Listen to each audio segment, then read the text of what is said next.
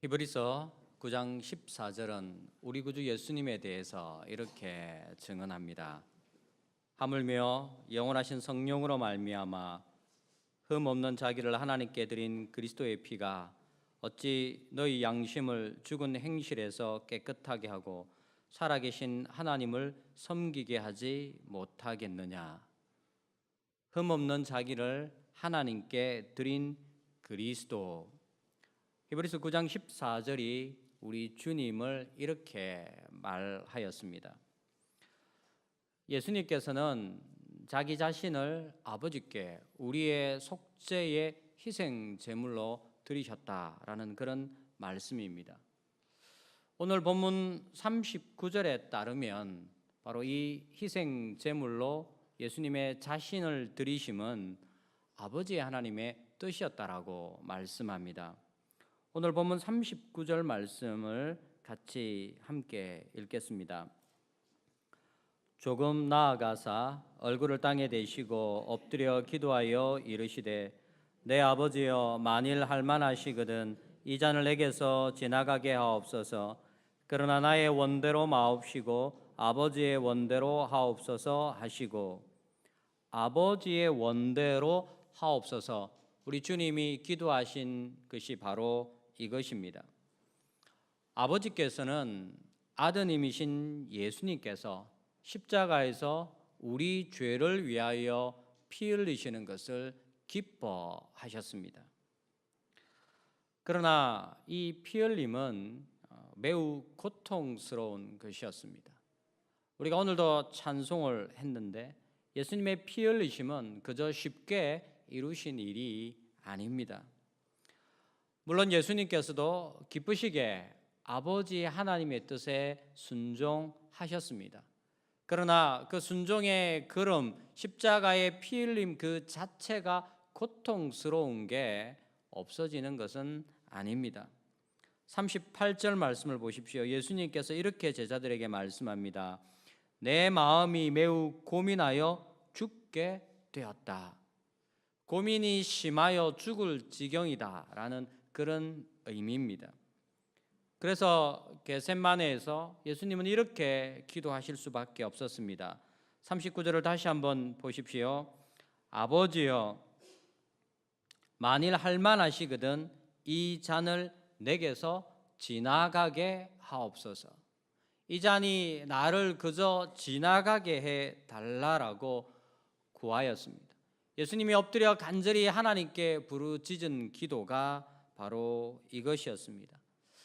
참 하나님이시지만 동시에 참 사람이신 예수님께 결코 가벼운 일이 아니라는 것을 우리가 알 수가 있습니다.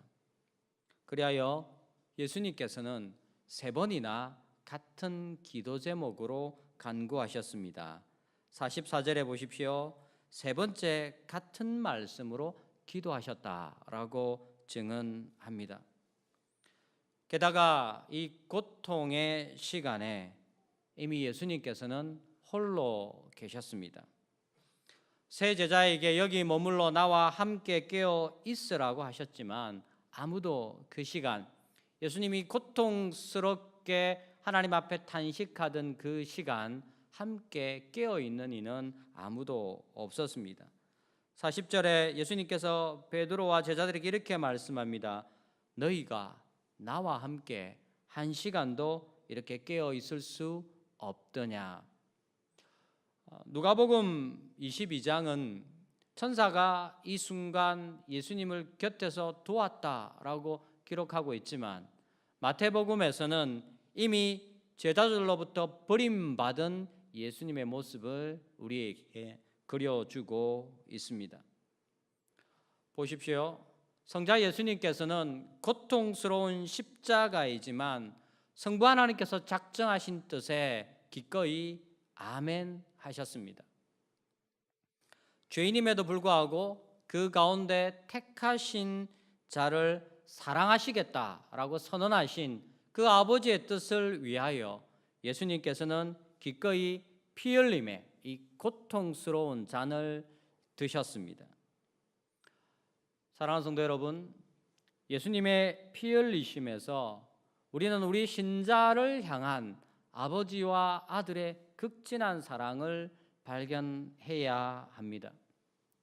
우리가 잘 아는 로마서 7장 8절 5장 7절 8절 말씀입니다. 제가 읽어보겠습니다.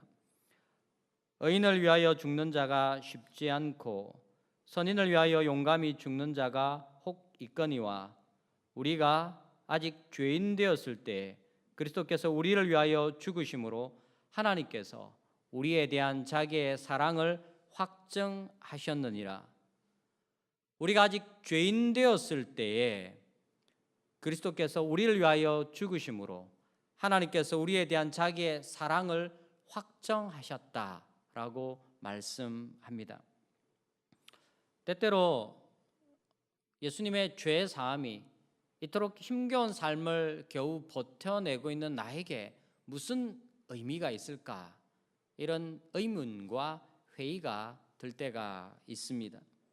신자인 우리의 마음을 파고들어 하나님을 향한 우리의 신뢰를 뒤흔드는 이런 의문들과 의심들이 우리 마음을 쉽사리 떠나지 않습니다. 그러나 바로 그 순간 그리스도 예수님께서 아버지 하나님의 뜻을 따라 우리를 위하여 행하신 일이 십자가에서 피 흘리신 일이었다라는 것을 우리가 기억해야 됩니다. 아버지의 뜻을 따라 성자께서 행하신 사랑의 첫 번째 일이 바로 피 흘리심입니다. 그렇다면 이토록 고통스러운 사랑으로 택하여 구원하신 우리를 사랑하신 삼위 한 분 하나님께서 우리를 얼마나 더 아끼지 않으시겠습니까? 로마서 8장 32절 말씀입니다. 자기 아들을 아끼지 아니하고 우리 모든 사람을 위하여 내어주신 이가 어찌 그 아들과 함께 모든 것을 우리에게 주시지 아니하겠는가? 어찌 그 아들과 함께 모든 것을 우리에게 주시지 아니하겠는가? 특별히 성경은 우리 인생의 질고가 우리가 짊어지고 감당하지 못하는 이 죄의 삭시라고 말씀합니다. 그래서 예수님께서는 우리에게 당장 필요한 몇 가지 선물을 던져주시는 것으로 사랑한다라고 말씀하지 않으시고 우리 인생을 그 근본부터 해결해 주고 계십니다. 십자가의 피 흘리심을 통하여 우리 삶을 송두리째 바꾸어 주고 계십니다. 보십시오. 신자를 향한 이러한 삼위 삼분 하나님의 사랑이 도대체 더 뭘 못하실 수 있겠습니까? 그러기에 예수님의 십자가의 피 흘리심을 바라보며 우리를 향한 주님의 사랑의 고백을 발견하게 된다면 우리는 더 이상 두려워하지 말아야 하겠습니다. 우리 마음속에 끊임없이 피어오르는 불신앙을 던져버리고 우리를 짓누리는 답답한 삶의 상황에도 휘둘리지 말아야 하겠습니다. 사랑하는 성도 여러분, 가장 어렵고 절대로 허락하지 않을 그 죄의 값에 대한 속량을 예수 그리스도로 말미암아 모두 탕감해 주신 하나님을 우리가 아버지라 부릅니다. 그 아버지께 지금 우리는 그리스도 예수님의 이름으로 나아가 찾고 구하고 두드리고 있습니다. 죄 사함의 구원처럼 그리스도 예수 안에서 우리를 향하신 하나님 아버지의 뜻은 오늘도 우리 삶 속에서 반드시 열매 맺고 성취될 것입니다. 오늘 이 복을 만끽하는 하루를 누리시기를 우리 주 예수님의 이름으로 축원합니다. 아멘. 이 아침에 세 가지 기도 제목으로 함께 기도하겠습니다. 먼저는 말씀을 따라서 죄인인 우리를 택하여 피 흘리심으로 구원하신 삼위 한 분 하나님을 더욱 신뢰하고 의지하는 우리 자신이 되게 해달라고 우리를 위해서 기도하겠습니다. 두 번째는 소그룹과 지회 그리고 함께하는 우리 교회의 지체들 가운데 관계 속에서 큰 아픔을 겪고 있는 지체들 위하여 이름을 불러가며 함께 기도하겠습니다. 그리고 마지막으로는 우리 교회가 파송하고 후원하고 있는 선교사님들 위해서 기도하겠습니다. 이 세 가지 기도 제목으로 합심해서 기도하고 또 자유롭게 기도하시다가 평안히 돌아가시기 바랍니다. 기도하겠습니다.